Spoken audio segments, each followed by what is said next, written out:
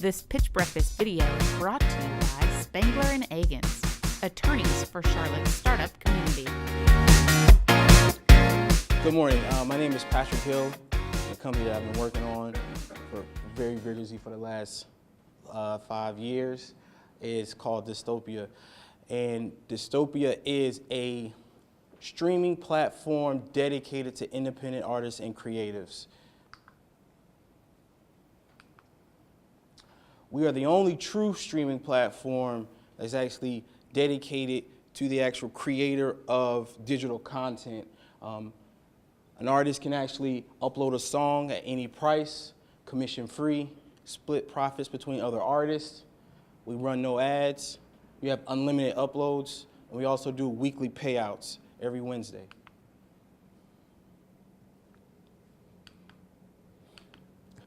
My team, of course, myself, very nicely presented there. We have a software developer named AJ, Amari Worthy, who's based out of Atlanta, Ben Leeson, and we also have a great designer by the name of Katie. The pain. Most artists feel pain when it comes to commissions. They feel pain when it comes to bad deals, payment systems. They really know nothing about payment systems. Low streaming payout. As you know, if you actually keep up with streaming news, artists are very frustrated with a very low streaming payout. And the very last thing that really gets on their nerves is the promotion of art-worthy content. Doing a lot of research in the last 2 years, there's two things the artist wants to do. They want as many ears on their content as much as possible. Second thing they want is they want to get paid. So we created a very good solution for them. It's a complete integrated system where you can actually promote, sell, and create an actual space for you to actually, dang, I got stuck on that one. But it's a complete ecosystem for independent artists. We have a mobile app that should have launched a couple weeks ago. It's actually approved and then rejected. So let's talk about the technology a little bit. We have a mind-blowing payment routing system that was highly developed by me and AJ. We have a complete cloud infrastructure that's completely built on Azure.net. And we have an iOS ecosystem. When I talk about iOS ecosystem, I'm not only talking about iPhones and iPads. We're also branching out to the phone, the watch, and also iOS TV. There's a lot of different platforms as we grow. And we also have multiple Android environments. A lot of people just familiar with Google Play and Amazon, but there's actually 24 other environments that Android competes in, and most of those are international markets, so such as Orange, O2, and other Android stores. All the pictures that you do see are actually artists on the site. So who are we marketing to? Independent artists are the number one right now in the music industry. A lot of people don't know this, but Jason Adderley, Taylor Swift, Bon Iver, and Mumford & Sons are all totally 100% independents. Do not let their marketing team fool you. They are not connected to any record label. It's growing. Right now it's at 34%, and that's according to Nelson SoundScan. And lastly but least, everybody is an artist. And how we're going to market that is a new, fresh ingredients approach. If you're familiar with Snapchat and you actually have Snapchat on your phone, it's not a lot of millennials in here, but it's quite few. If you actually pull up your Snapchat right now, we actually have a filter running right now that says everyone is an artist. We've been dropping filters. We actually dropped one on a Beyonce concert. We got about 40,000 views in 5 minutes. So we've been using a lot of fresh ingredients approaches. We've done about 8 shows for the independent artists from Atlanta, Miami, New York, LA.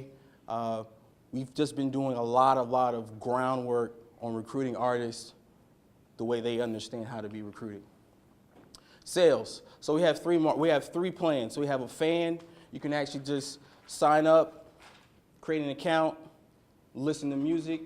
If the artist puts the music up there for free, you can listen to the music all day. If the artist decides to put a price to their music, you can actually download it a la carte style.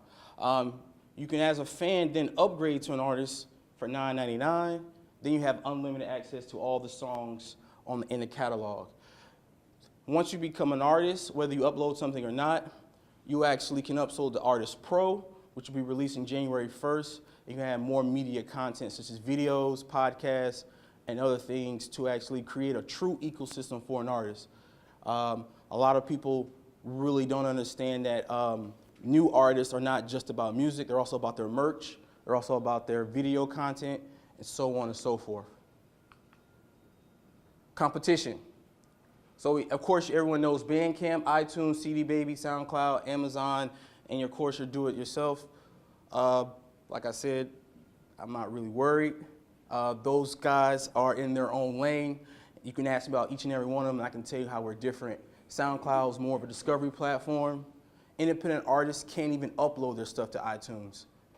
A lot of independent artists say, oh, I'm on iTunes, but they did not contact Apple directly.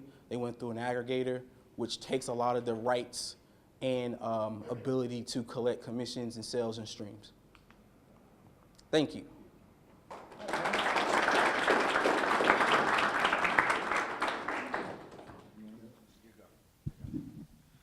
Patrick, nice job. The slide you had on the actual iPhone app looks great. The interface looks great. It sounds like you've done a lot of the right things on the technology side, building it all within Azure. So great job there. I don't know the space all that well. You know, the first thing I wrote down before you got to the competition slide was SoundCloud. So I would definitely want to, and it would take too long for you to go through each one of those competitors and talk about how you're different. I think the play here is that you need fan eyeballs. The more fans you have on the platform, the more interesting it's going to be for the artists, because as you said, they want to sell their songs and everything. So talk a little bit about traction today. Well, first of all, has iTunes approved the app? iTunes approved the app. It's actually finished and done. I can actually send it to you. And that is the play that we're looking at. Our mobile app is dedicated to the listener. Okay. And it's a tool to the artist saying, hey, you can actually view or listen to my music on an app. The actual app, the reason why I say it's geared to the fan is because it's a player in a sense, and what it does is it aggregates all the music on your phone. So it actually grabs all the music that you bought in iTunes. It grabs all the music, as long as it's locally to your phone, it actually puts it in Disctopia for you.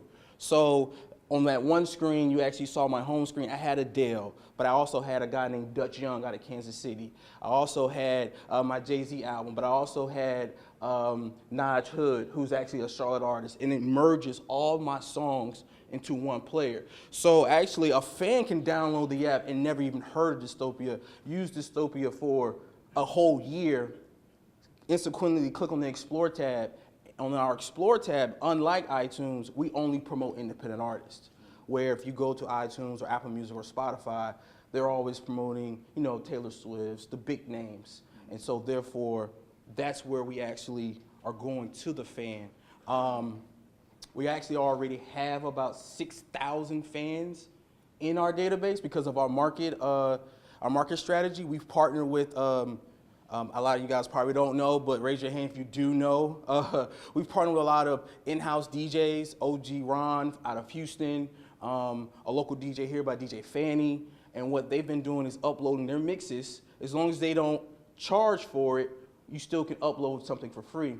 And we've given them their own embed codes, just like SoundCloud. We've gotten posted on Hypebeast, Fader, Complex, and some other the major music markets. And so their fans are coming to the site to download those mixes and listen. We didn't have the mobile app out then, which will change in about 17 days. And the reason why Apple denied is because they approved it first, no bugs, everything worked good. They found out that it was a digital content platform and then forced us to use their in-app purchasing model, which they then take 30%. So are you generating revenue yet? Yes. Okay. Yeah. We have about 58 artists that are actually in the platform paying. We have another 30 that we just like and say, hey, let's partner for about 3 months. You tell me how you like it. That's been going on for about 9 months. So some of the free artists that we have on the platform, I literally sit in the office with Katie and they'll call me and say, hey, why don't you try this? Why don't you try that? I bounce it off AJ. I bounce it off the other guys. Say, hey, can we do this? How fast can we do this? We're also working with Power 103.3, which actually brings it a syndicated radio show from New York. I went to these conferences and I talked to some power players or trying to get them on the site. Podcasters is next. That's our next form of medium. And we're partnering with a lot of huge podcast artists to, not artists, but developers to get them on the platform as well for the holiday season. So we're ramping and we're moving fast, but that's the only way to do it. Sounds like you're covering a lot of bases, so my advice is keep at it. Sounds good. Patrick, good job. I do love the enthusiasm, right? So a couple of observations and some questions. So as you started out, you clearly understand this space clearly very, very well, right? Because you've been living it for the last 5 years plus, right? So one of the things that when you're talking to, and you said this was a hybrid pitch, so my first recommendation is don't do that. Either it's a marketing or sales pitch or it's an investor pitch, because some of the components are going to look different, right? Also, find a way, especially for an investor pitch, find a way to get a little bit more concise around what your platform does, right? Because a lot of times what you'll do, because the music business, the digital content business is very complicated, right, as it currently stands. And so you want to try to take clarity, get clarity in their minds as quickly as possible by using a very succinct statement of, I have a platform for artists that does blank, right? I mean, I'm making that up, but I think that would be helpful. And you got to the pain point, which I like, right? So hitting on that pain point of, the commission schedules, Apple taking 30%, right, is a problem. You get bad deals, the payment system is funny, are painful in terms of when you actually get paid. The low streaming payout is a big issue with artists. I also think for investors, I saw this just coincidentally, I think it was earlier this week, I saw this wonderful slide that showed music, content revenues, right? And it's a big logarithmic decay function, right? And you see streaming coming back up. Right? You're doing something like that gets an investor's attention and said, here's why we're focused on this, because here's what's happened in this industry, might be very valuable. The thing about we were rejected by the App Store, and I appreciate your transparency, your honesty on that, but if I'm sitting there and I'm an investor, that would kind of freak me out, right? So during your presentation, you said something, hey, we were rejected, and you left it hanging, and I have to admit, I didn't get over that. Right, I kept thinking about that the entire time for your presentation. So thank you for clearing that up. Understood. I completely understand how you did. All right. So a couple of other suggestions. So investors are kind of simple-minded, right? They're looking at any investment and they're saying, okay, how do I get a return? And in order to figure out how they get a return, they got to understand how you get paid. And on your sales slide, it left me very confused. I don't know if the audience was the same, but when I look at it, if I was reading what you actually had printed on the slide, you had an artist model that was $9.59, and what it said on the slide was per artist per month. Now, but who's paying that? Is the artist then paying that? See, I was confused. In your model, who pays, right? So the artist is paying you, and the end record downloader, the user, the customer is paying you? No, so this is how it actually happens. So think about Netflix and eBay had a baby. So when you, so that's the easiest way to put it to an investor, because when you sign up for an eBay account, you immediately become a buyer and a seller. That's the reason why our marketing thing is everyone is an artist. So once you upgrade to an artist, whether you upload a song or not, you have the capability of doing it because you're an artist too. So whether you upload a song or not, you have immediate access to all the songs for unlimited streaming, and also you have immediate access to sell a song if you choose to do so, just like eBay. The difference is that there's no pipeline for everyone to produce a song. You have a guy that's on our platform that plays guitar literally in coffee shops. He sells CDs. I'm going to hold a whole entire conference for the whole entire year of 2017 once a month. No more CDs, please. Because we went to South by Southwest. I collected 100 CDs. I called them all back and said, hey, stop. No one has a CD player anymore. Upload your music to Disctopia. So That's the reason why we say everyone is an artist and everyone has that platform. So we only get paid off the subscription model. We give the artists every penny that they make. They want $1, we give them $1. No commissions. Okay. So two last points, and I'll hand it over to the audience really quickly here. So one, from a competition point of view, you kind of listed. Have you ever heard of a Gartner Magic Quadrant?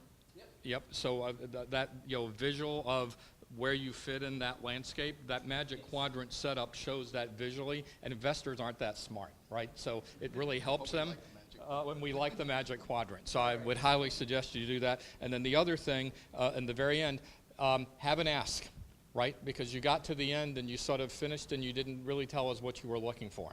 So you need to, the thing you want to close in is, what are you looking for? How much, and what are you going to do with it? Yeah, we're actually looking for $300,000, and that is actually for pure development and marketing purposes only. Patrick, thank you.